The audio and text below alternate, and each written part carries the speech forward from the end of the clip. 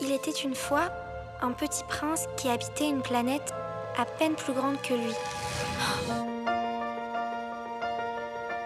J'ai toujours aimé Le Petit Prince. C'est un beau projet, c'est un projet ambitieux et à la fois touchant et émouvant parce qu'il nous raconte quelque chose, des souvenirs très personnels déjà.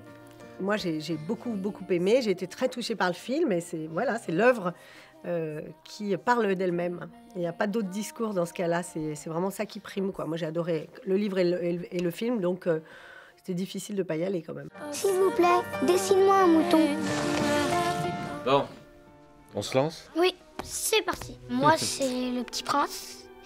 Et André, c'est l'aviateur. Je t'ai donné un tout petit mouton. Pas si petit que ça.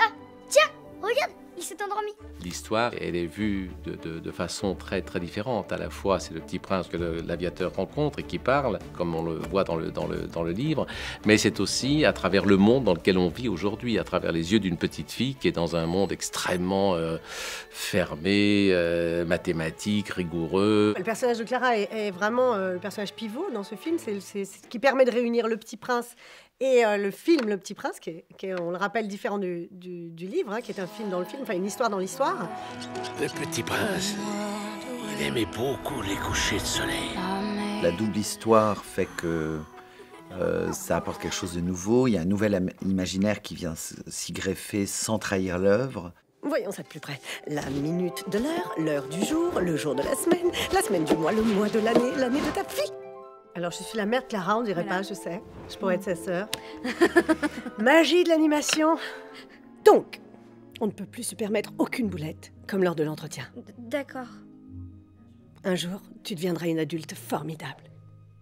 Merci, maman. Elle a un côté assez robotique, assez froid, mais finalement, elle est habitée quand même par cette envie de bien faire pour sa fille. Elle veut le meilleur pour elle. Hein, voilà, donc c'est quelque chose que toutes les mères connaissent. Sur quelle planète suis-je tombée?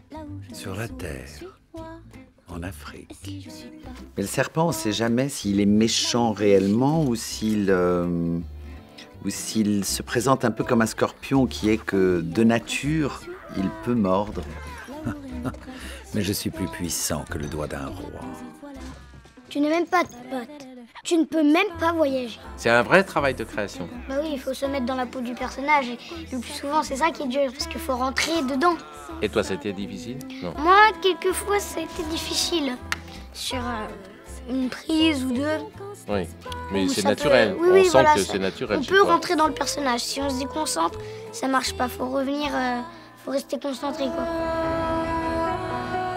Léo, viens jouer avec moi. Je ne peux pas jouer avec toi. Je ne suis pas apprivoisé. C'est absolument divin, c'est sublime. C'est d'une poésie rare et c'est quelle riche idée d'avoir fait Le Petit Prince comme ça. L'imagination vraiment est sollicitée à tout moment et puis les dessins sont tellement magnifiques et on a cette diversité dans la réalisation de diverses façons de faire le dessin animé. La différence des deux traitements, en plus, permet de ne jamais donner l'impression qu'on usurpe ou qu'on trahit l'œuvre.